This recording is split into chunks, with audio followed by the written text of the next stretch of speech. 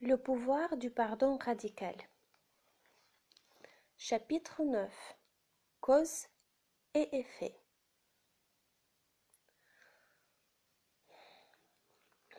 La loi de cause et d'effet est le principe fondamental qui se trouve au cœur de l'idée selon laquelle nous créons notre réalité. Cette loi affirme que chaque action a une réaction égale. Par conséquent, toute cause doit avoir un effet et tout effet doit avoir une cause. Puisque les pensées sont causales par nature, chaque pensée a un effet sur le monde. En d'autres termes, nous créons par nos pensées et de manière inconsciente pour la plupart d'entre nous, notre monde, le monde de l'humanité. Lorsque nous vibrons à une haute fréquence, comme lorsque nous prions, méditons ou contemplons, nous pouvons créer consciemment et intentionnellement par la pensée. Cependant, la plupart du temps, nous créons tout à fait inconsciemment. Les pensées individuelles aléatoires ne contiennent pas beaucoup d'énergie et donc leur effet est relativement petit. Cependant, les pensées accompagnées de grandes quantités d'énergie, notamment s'il s'agit d'énergie émotionnelle ou créative, ont un effet beaucoup plus grand sur le monde. Aussi, elles jouent un plus grand rôle dans la création de notre réalité. Lorsqu'une pensée réunit suffisamment d'énergie pour devenir une croyance, elle a un effet encore plus grand sur le monde. Elle devient un principe qui opère dans notre vie et nous créons ensuite des effets sous forme de circonstances, situations ou même événements physiques qui vont dans le sens de cette croyance. Notre vie sera toujours le reflet de nos croyances. L'acceptation du principe selon lequel la pensée est créatrice est fondamentale pour pouvoir comprendre le pardon total, car cela nous permet de voir comment tel ou tel événement de notre vie représente ce que nous avons créé par notre pensée ou nos croyances. Cela nous permet de voir que nous projetons simplement toutes nos pensées et croyances sur l'agencement du monde. Projeter l'illusion. Métaphoriquement, nous créons un film appelé réalité dans notre mental, le projecteur, et nous le projetons à l'extérieur. Une fois que nous comprenons que ce que nous appelons réalité ne correspond que à nos projections, au lieu d'adresser des reproches à autrui, nous pouvons commencer à assumer notre responsabilité concernant ce que nous avons créé par nos pensées. Lorsque nous changeons notre perception et que nous abandonnons notre attachement à notre croyance que ce qui apparaît sur l'écran représente la réalité, nous faisons l'expérience du pardon total. La conscience détermine ce qui se passe. Alors qu'il semble difficile de voir le principe de cause et d'effet opérer dans notre vie, celui-ci devient apparent lorsque nous retrouvons la trace des événements antérieurs à la situation. En d'autres termes, si vous voulez connaître vos croyances, il vous suffit d'observer ce qui se passe. Vous comprendrez ainsi ce que vous projetez. Par exemple, si vous êtes continuellement attaqué ou que vous subissez sans arrêt des désastres, il est probable que vous croyez que le monde manque intrinsèquement uniquement de sécurité. Vous créez ces événements pour vous prouver que vous avez raison et les gens vous soutiennent dans cette croyance en vous semblant se comporter d'une manière menaçante ou dangereuse. Certains de mes amis possèdent un centre de conférences spirituelles dans les montagnes de la Caroline du Nord. Werner, qui est de nature prudente, pensait qu'avec sa femme Jean, il devrait souscrire une assurance pour protéger les bâtiments du feu et des dommages causés par les tempêtes et les fréquentes tornades qui se produisent chaque saison. Jean était tout à fait opposé à cette idée. Pardon. Elle sentait qu'en souscrivant une telle assurance, cela indiquerait clairement à l'univers qu'il ne croyait pas en leur sécurité.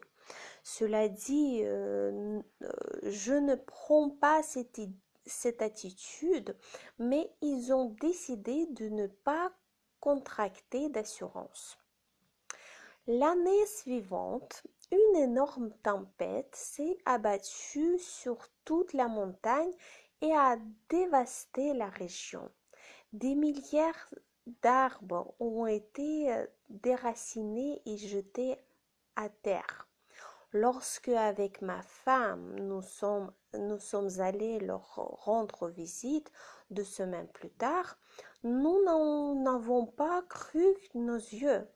On avait l'impression d'être en zone de guerre. Il était manifeste qu'ils avaient eu le passage coupé bien malgré eux. La tempête avait fait rage alors que 36 personnes se trouvaient dans le centre et assistaient à une conférence.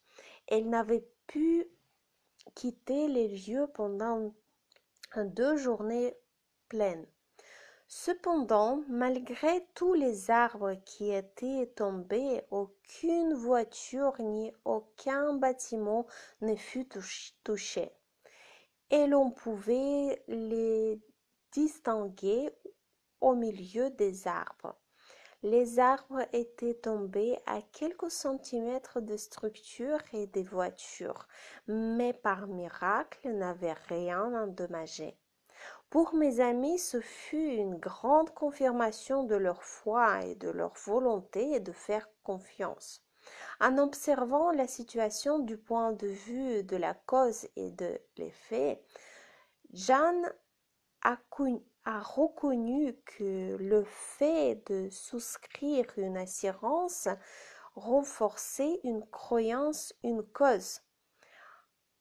En une adversité, et pourrait créer l'énergie nécessaire à la survenue d'un événement négatif. En effet, au lieu de cela, elle a choisi la pensée cause. Nous faisons le travail de Dieu ici et nous sommes totalement en sécurité. L'effet visible dans le monde fut qu'au milieu de ce chaos, rien de négatif ne s'était produit. Comme je le disais, si vous voulez connaître vos croyances, observez ce que vous avez dans votre vie ou ce que vous n'avez pas. Si par exemple vous n'avez pas d'amour et que vous ne semblez pas capable de créer une relation amoureuse, examinez vos croyances quant à votre dignité ou concernant votre sentiment de sécurité vis-à-vis du sexe opposé. Bien sûr, cela ne sera peut-être pas aussi facile que cela en a l'air, car les croyances qui sont les vôtres peuvent être enfouies dans les profondeurs de votre subconscience. Je confirme. Et c'est ce qu'on travaille au coaching. Il n'est pas nécessaire que vous connaissiez l'explication.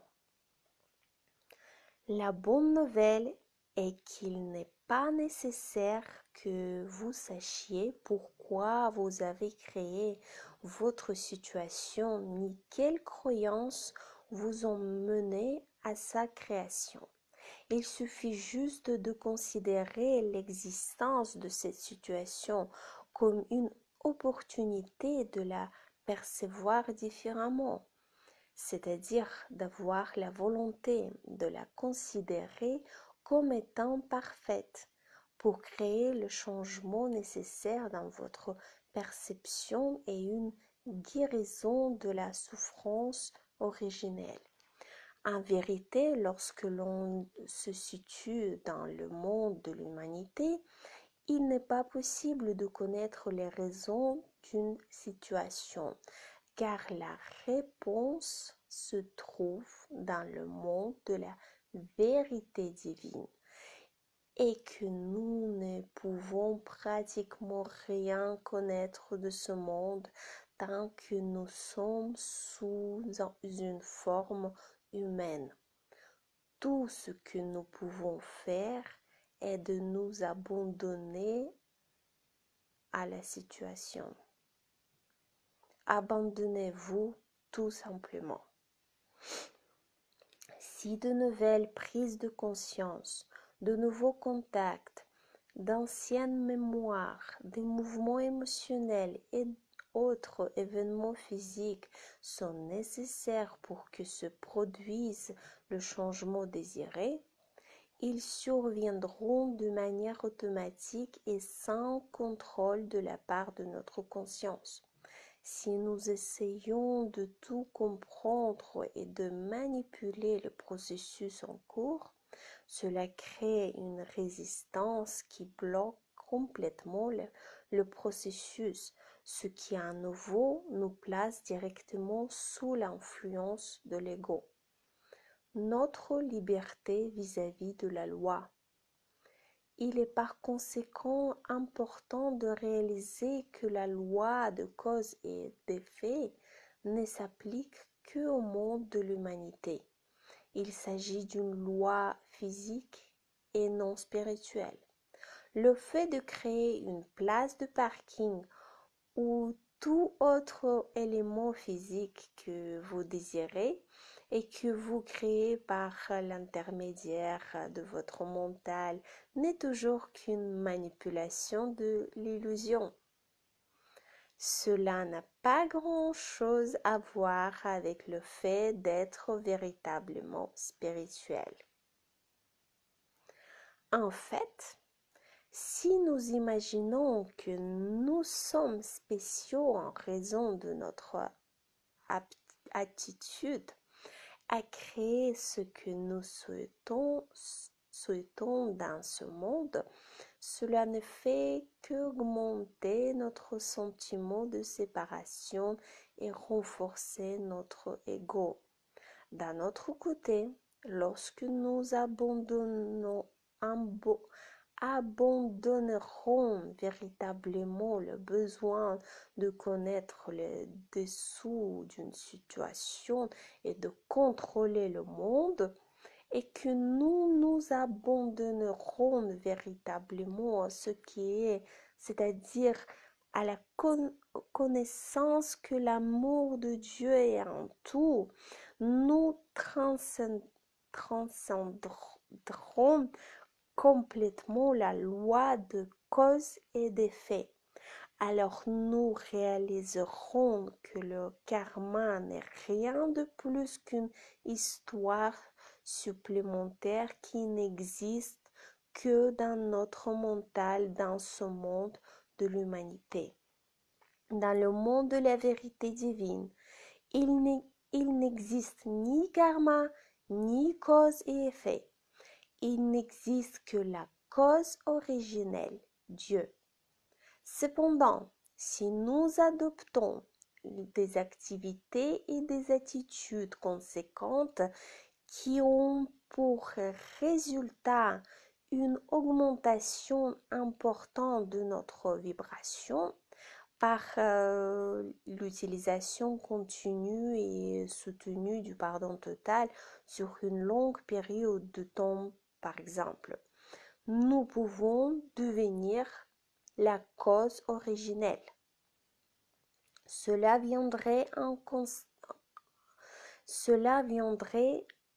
contraste significatif par rapport à la situation de la majorité de l'humanité à notre époque, car nous sommes toujours un effet dans ce monde de la cause et de l'effet. Il faut toujours que nous réagissons aux apparences extérieures. Peut-être que dans un futur pas trop longtemps, lorsque notre taux vibratoire aura augmenté et que toute notre énergie et notre conscience seront dirigées vers le moment présent plutôt que bloquées dans le passé ou l'avenir, nous nous trouverons dans une situation où nous deviendrons les synchronicités plutôt que de simplement les remarquer. Pour en savoir plus sur la façon de mesurer votre taux vibratoire, sur la façon dont vous vous positionnez par rapport aux êtres éveillés et sur le nombre de personnes ayant une certaine vibration nécessaire pour créer un changement dans la conscience planétaire, je vous recommande le livre de David Hawkins, Pouvoir contre la force. Chapitre 9 est fini. Je vous dis bonne nuit.